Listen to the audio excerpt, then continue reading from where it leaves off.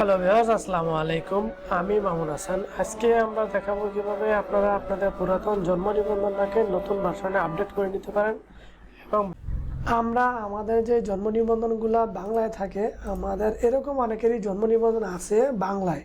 আমরা চাচ্ছি যে আমাদের এরকম জন্ম নিবন্ধনটা বাংলা এবং ইংরেজি, এক পাশে বাংলা এক পাশে ইংরেজি এরকম থাকবে। আমরা চাই এরকম একটা জন্ম নিবন্ধন এখন করে নিতে। আর এখনকার নিয়মে কিন্তু বাংলা এবং ইংরেজি এরকম জন্ম নিবন্ধন অটোমেটিকই হয়ে যায়, বা ইউনিয়ন পরিষদ সিটি কর্পোরেশন থেকে করে দেয়। আগে জন্ম নিবন্ধনগুলো শুধু এরকম বাংলায় করে দিত, ইংরেজি ছিল না।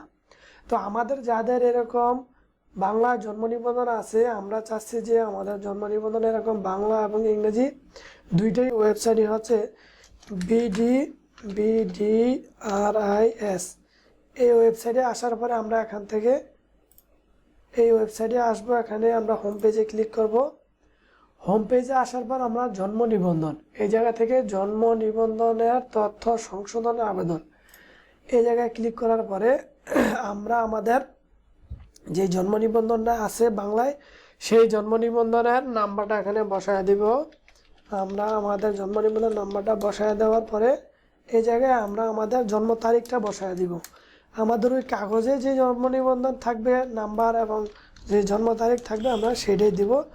দেওয়ার পরে এখান থেকে এই ক্যাপচাটা চাবে, এই ক্যাপচাটা আমরা সুন্দরভাবে বসিয়ে দিয়ে অনুসন্ধানে ক্লিক করব। অনুসন্ধানে ক্লিক করলে যদি আমাদের তথ্য সঠিক হয়, হ্যাঁ, এই যে এবার দেখেন ঠিক আছে। এই যে আমাদের জন্ম নিবন্ধনে শুধু বাংলায় আছে, ইংরেজিতে নেই। যদি ইংরেজি থাকতো তাহলে বাংলার পাশাপাশি ইংরেজি লেখা থাকতো। তো সেক্ষেত্রে এখন আমরা কি করব, নির্বাচন করুন, এই জায়গায় ক্লিক করব, কনফার্মে ক্লিক করব। এখান থেকে আমরা আমাদের প্রথমে নামের অংশ, যদি আমাদের এক নাম থাকে তাহলে আমরা এখান থেকে এই প্রথম নামের অংশ স্পেস দিব। আর যদি দুই নাম থাকে তাহলে আমরা প্রথমে নামের অংশ দিব। এখানে আমি একটা নামের অংশ দিচ্ছি, তারপর দ্বিতীয় নামের অংশ বাংলায়, প্রথমে আমরা বাংলায় দিব, তারপরে আমরা সেম নামটাই ইংরেজি করব। সেম নামটা যে নামের প্রথম অংশ ইংরেজি, এখান থেকে আমি ইংরেজি করে দেব। তারপরে নামের দ্বিতীয় অংশ, তারপর আমরা নামের দ্বিতীয় অংশ দিব। তারপর আমরা দেখব যে আমাদের আর কোনো ভুল আছে কিনা, যেমন পিতার নাম বাংলায় ঠিক আছে কিনা, মাতার নাম ঠিক আছে কিনা। পিতার নাম যদি ইংরেজিতে না থাকে আমরা পিতার নাম ইংরেজিতে দিয়ে দিব। তারপরে মাতার নাম যদি ইংরেজিতে না থাকে তাহলে আমরা মাতার নাম এখান থেকে ইংরেজিতে দিয়ে দিব। এবং আমরা দেখব আমাদের জন্ম নিবন্ধনে জন্ম তারিখ ঠিক আছে কিনা, আমাদের যে নিবন্ধন বা আমাদের যে ডকুমেন্ট সেটার সাথে জন্ম তারিখ ঠিক আছে কিনা। যদি জন্ম তারিখ ঠিক থাকে তাহলে আমরা জন্ম তারিখ এখানে লিখবো না, আর যদি ঠিক না থাকে তাহলে সেটা লিখবো। তারপর আমরা দেখবো যে লিঙ্গে কোনো ভুল আছে কিনা, এখানে ফিমেল মেল আপনি যেটা হন সেটা সিলেক্ট করবেন।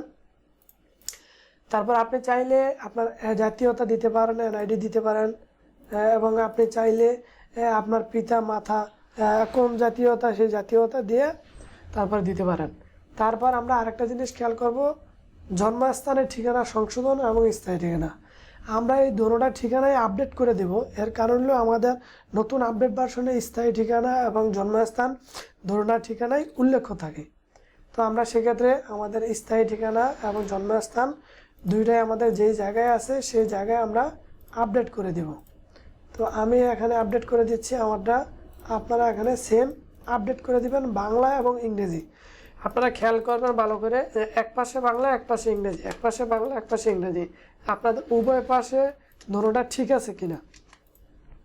যদি কোনো পাশে, আর আপনারা খেয়াল করবেন ভালো করে বানানগুলো একবারে ভালো করে খেয়াল করবেন যাতে বানানে কোনো ভুল না থাকে। বানানে ভুল থাকলে কিন্তু এটা আপনার ভুল হবে। আর এই আবেদন একবার সাবমিট করার পরে আপনারা কিন্তু এই আবেদন দ্বিতীয়বার এডিট করার অপশন থাকবে না।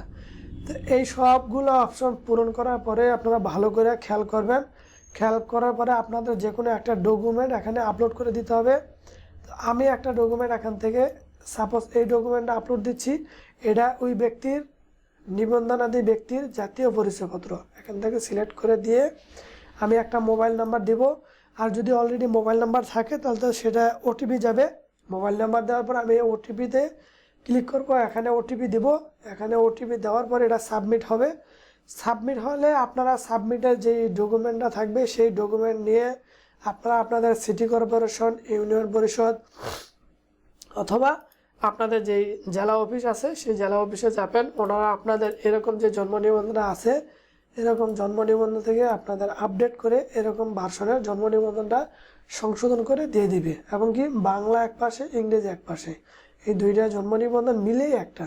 আগের জন্ম নিবন্ধনগুলো ছিল একটা বাংলা একটা ইংরেজি, আর এখন সরকার আপডেট দিছে এক পাশে বাংলা এক পাশে ইংরেজি। এবং এই জন্ম নিবন্ধনগুলোই কিন্তু অনেক সুন্দর, কারণ আপনারা চাইলে আপনার বানান ভুল আছে কিনা সেটা দেখতে পারবেন। তো আজকের ভিডিও এই পর্যন্ত ছিল, সবাইকে ধন্যবাদ, আল্লাহ হাফেজ, আসসালামু আলাইকুম।